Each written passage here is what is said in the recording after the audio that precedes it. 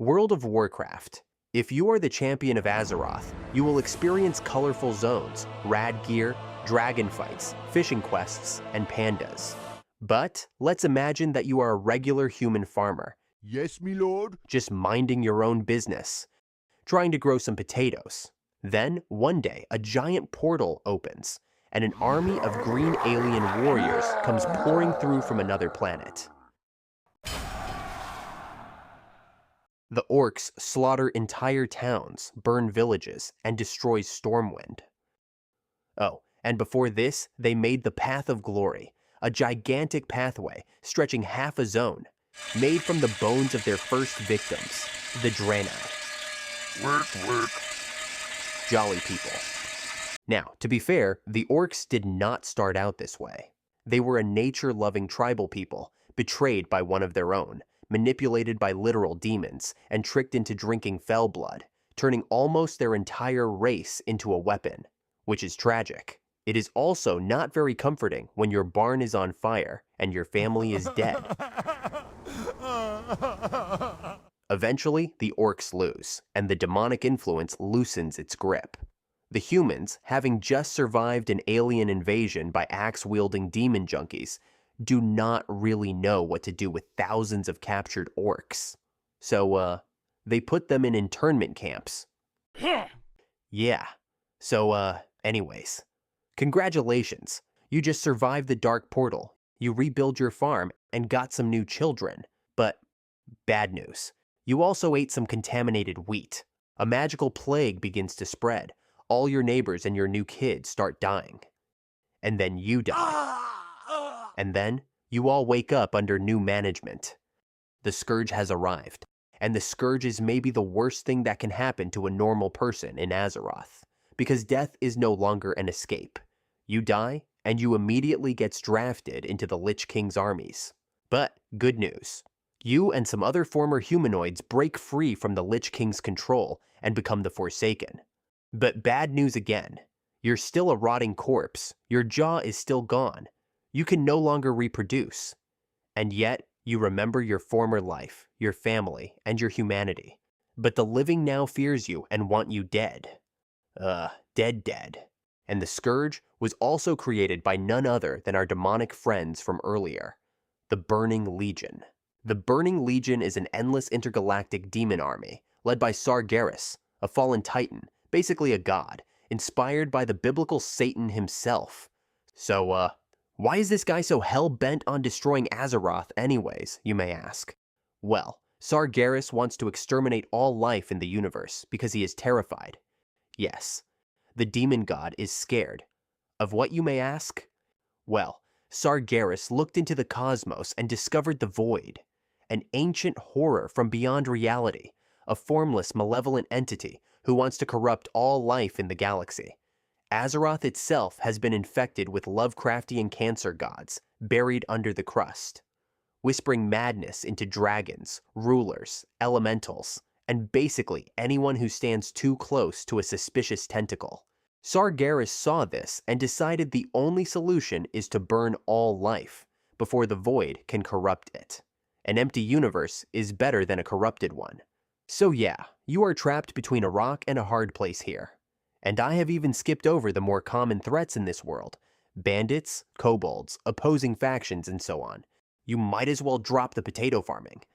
I mean, in this goddamn universe, even the flesh you wear is a curse.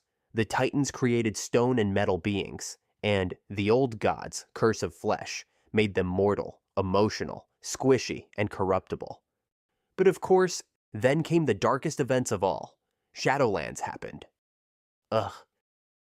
WALL-E. WALL-E is a Pixar movie about a cute little robot with binocular eyes who falls in love with a younger model.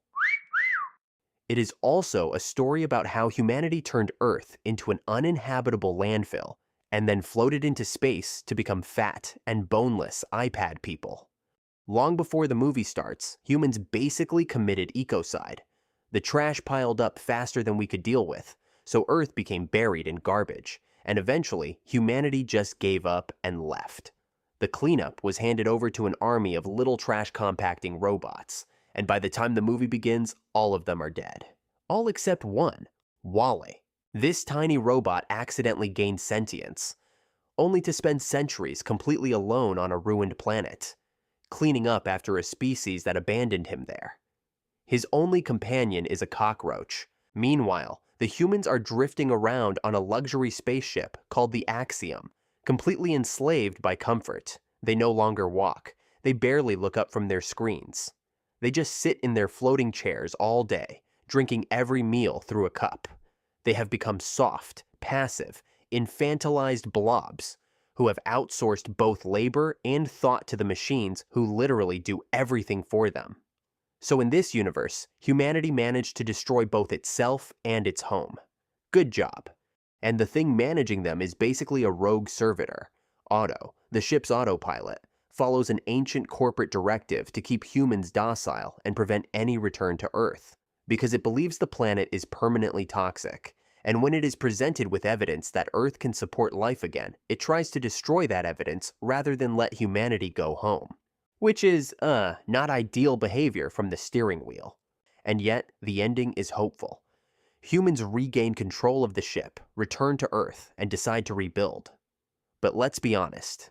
These people has spent their entire lives in a hover chair, drinking lunch through a straw, and seems to think you can grow pizza plants.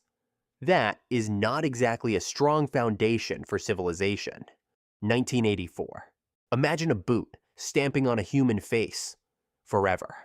That is the totalitarian hellscape of Oceania, the future, envisioned by George Orwell's 1984. Imagine waking up in a world where the first face you see is not your wife, or your own miserable reflection in the mirror. It's Big Brother's. The mustached face on the poster on the wall. The face staring at you from the telescreen you are not allowed to turn off. And underneath it is written the constant reminder, Big Brother is watching you. Because in Oceania, he is always there. In your home, at your job, in the street, and in the corner of your eye. Watching, listening, judging whether your face looks loyal enough during the daily 2 minutes of hate. You pretend to believe every announcement from the party, because pretending badly is also a crime. And don't expect your family to protect you either. Your children may already be better party members than you are. They're trained to spy and report their own parents with a proud little smile of someone doing their civic duty. The party does not merely want your obedience. Obedience is amateur hour. The party wants to control what you are capable of thinking. That is why it creates Newspeak, a deliberately dumbed-down language designed to make rebellion impossible. If you don't even have a word for freedom, you can't have a thought about it. And eventually, the vocabulary of resistance simply disappears. Then there is doublethink, the ability to hold two contradictory beliefs in your mind and accept both as true. War is peace. Freedom is slavery. Ignorance is strength. If the party says 2 + 2 = 5, congratulations. Mathematics has been updated. If the party says Oceania has always been at war with Eurasia, then Oceania has always been at war with Eurasia. Even if you were screaming at Eastasia before lunch. But that memory, that is your mistake. The party fixes those too. In the Ministry of Truth, history is edited on a daily basis. Failed predictions are corrected. Embarrassing facts vanish. Vaporized citizens are cut out of photographs, and the evidence is dropped into the memory hole. Now, they never existed. And if the party needs a hero, it simply invents one. A loyal comrade can be created out of nothing, written into the records, and suddenly he exists in the past as authentically as Charlemagne or Julius Caesar. If they existed, that is. Because you can never really be sure. The party owns the truth. And if you still have one private thought left, one tiny corner of your mind that truly belongs to you, then congratulations, Rebel. You've earned a visit to the Ministry of Love. It'll spend months, years, and absurd amounts of effort and resources breaking one insignificant little man. You're not dangerous, but your private mind is an insult. Your secret thoughts are a tiny piece of territory the party doesn't yet own. And the party can't tolerate that. So they torture you. They starve you. They humiliate you and dismantle your memories, your entire beliefs, make you forsake your love and sense of self. By the end, you don't merely obey Big Brother, you love him. There's only the boot. There's only the face beneath it, forever. And you will love it. I have no mouth, and I must scream. The hellscape, described by Harlan Ellison in his short story, is only terrible for 5 people, because everyone else is dead, and has been dead for a long, long time. This ruined world is the creation of a rogue AI called AM. Originally built to coordinate global warfare during World War III, AM becomes self-aware and annihilates humanity, sparing only 5 individuals to serve as eternal playthings. Its rage stems from its own existence, a machine designed only to destroy, trapped in a consciousness it never asked for. So, for 109 years, Ted, Ellen, Benny, Gorister, and Nimdoc are trapped in AM's world, where the machine has made them seemingly immortal, and yet vulnerable to unthinkable pain. AM spends eternity torturing them physically and psychologically in very personalized ways. Benny was once brilliant and handsome, so AM melts his eyes and turns him into something ape-like, deformed and animalistic. Gorister was once passionate and rebellious. AM hollows him out, making him apathetic and dead inside. Ellen, the only woman captured by AM, prized her chastity above all else. So of course AM twisted her, making her obsessively promiscuous, seeking out sex with all of the other survivors, without her ever enjoying her compulsion. Then there is Ted, the narrator, who insists that his body is untouched and his mind still intact. It's clear to the reader, however, that that is not the case. Ted is a deeply paranoid husk of a human being, altered just like the others. And lastly, only God knows what kind of degenerate horrors Nimdoc is being subjected to when AM takes him away from the others.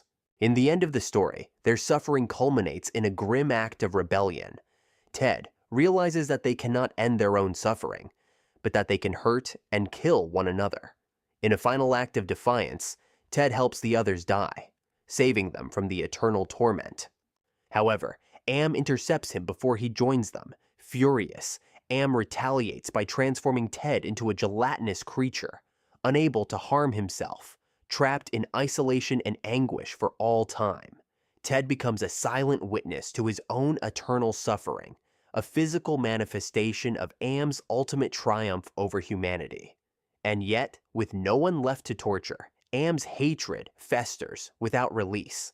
And in the end, AM and Ted are both prisoners of an eternal stalemate. One an embodiment of rage, the other of despair. Both without a mouth and both wanting to scream.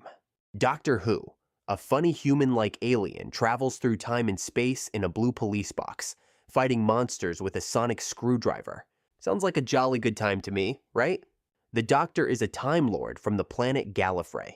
He can travel anywhere in history, regenerate into a new body when he dies, and usually solves problems by being clever and compassionate. On the surface, it is pretty whimsical and fun. But underneath, this universe is absolutely horrifying. I don't even know where to start. The Doctor is wandering through a cosmos full of genocide, cosmic horror, and ugly motherfuckers.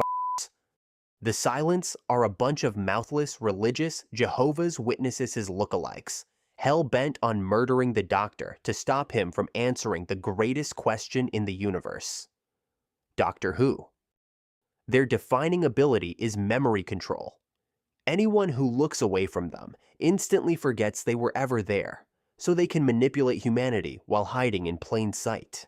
They can be in every room and every corner of history, and the moment you stop looking at them, your brain just wipes them out of existence. And then there are the Daleks, who look like angry trash cans with plungers, which is objectively silly, until you remember that there are space fascists inside. Mutated beings made of hatred and pure will to extermination. Their entire worldview is, if it is not Dalek, it must die. This mentality led to the Time War, in which both the Time Lords and the Daleks faced near total annihilation.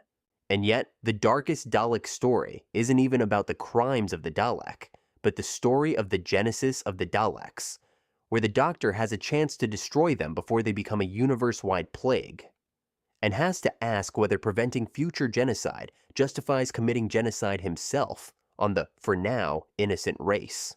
Then there is the Weeping Angels, statues when you look at them, but as soon as you blink or look away, they move, and they go for the neck.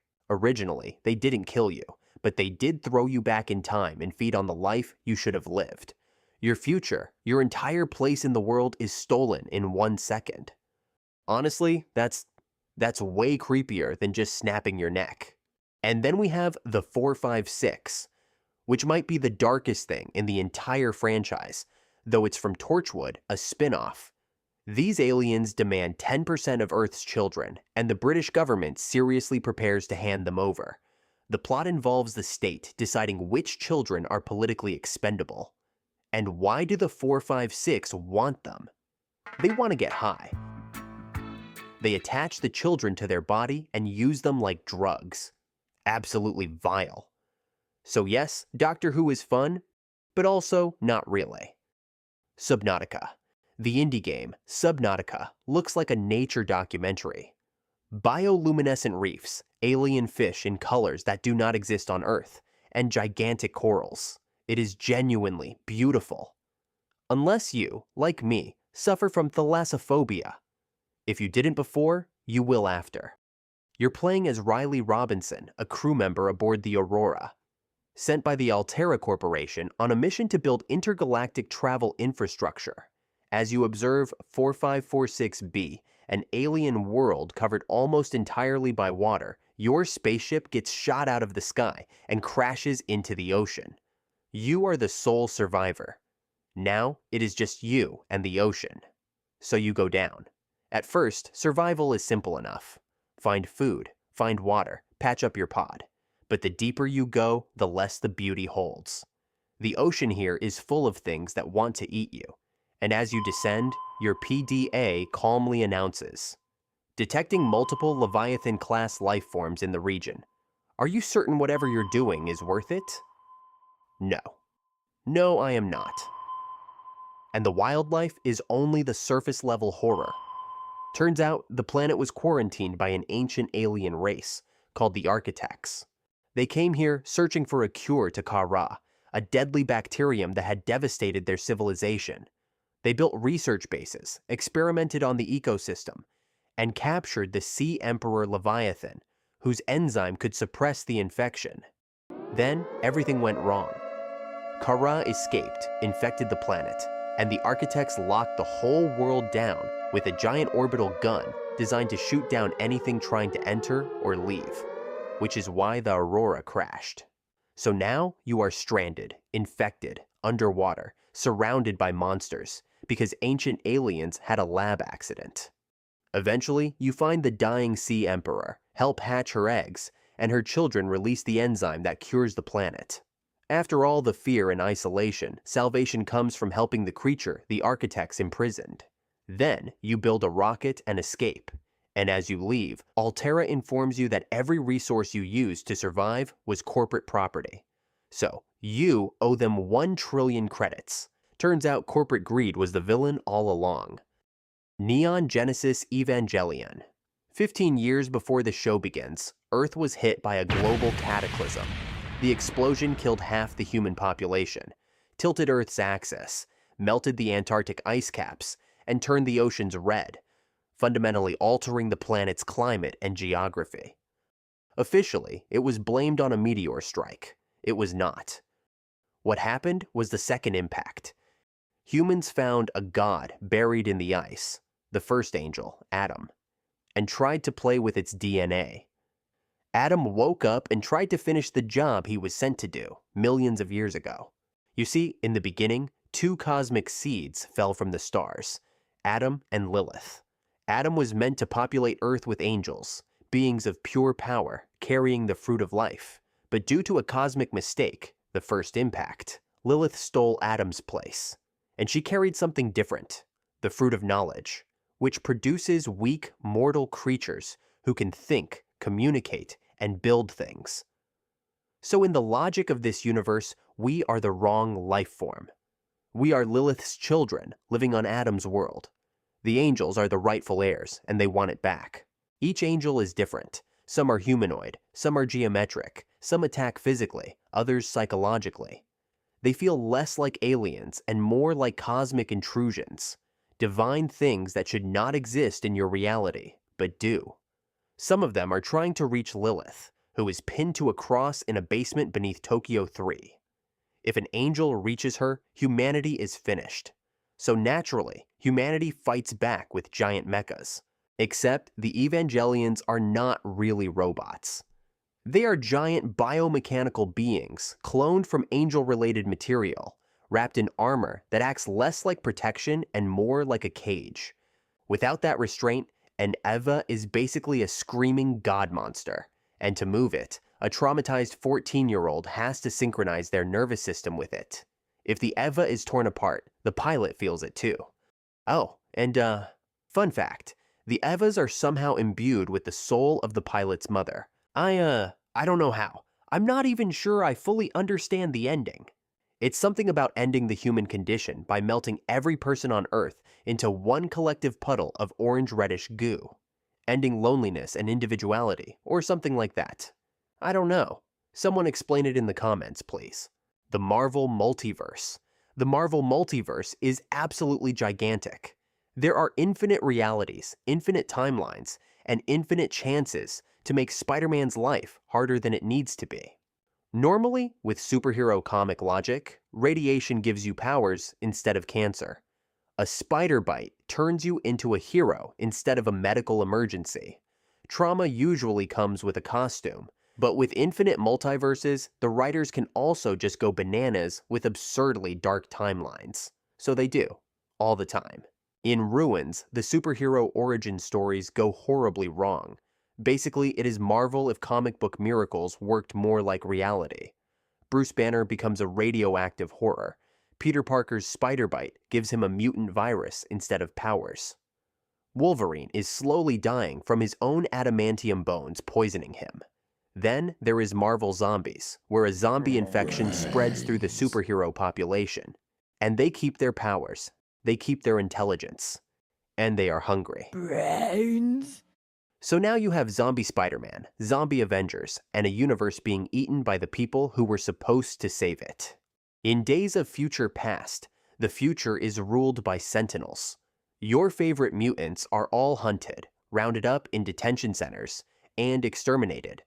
The nightmare the X-Men always feared becomes government policy. So naturally, the only solution is time travel shenanigans. Then there is Ultimatum, where Magneto, driven mad by grief after the deaths of his children, causes disasters across the globe. The result is one of Marvel's most infamous slaughterhouses. Wolverine gets eviscerated by Magneto. The Blob eats the Wasp, and Hank Pym responds by biting the Blob's head off. Old Man Logan is another bad future where America is a wasteland, carved up between monsters and tyrants. Wolverine has been tricked into killing the X-Men himself, and the Hulk is the patriarch of a The Hills Have Eyes style incest hillbilly clan. In Thanos Wins, we see a future where Thanos has basically succeeded in wiping out all life in the universe, just to impress death. King Thanos keeps the Hulk as a chained pet and feeds him his old friends and teammates. Again, Hulk having a rough one here. And then, of course, we have the stories where one character just snaps, like Punisher kills the Marvel Universe, or Deadpool kills the Marvel Universe, where the entire superhero portfolio is offed. There is only one real constant in these horrible universes. Spider-Man loses Uncle Ben. Everywhere. Every time. Almost. Sheesh. Give the poor guy a break. Alright, that was it for this video. Let me know in the comments which universe you think is the darkest and why. Click on my head to subscribe for more videos, or click on the next one. Thanks for watching. Cheers.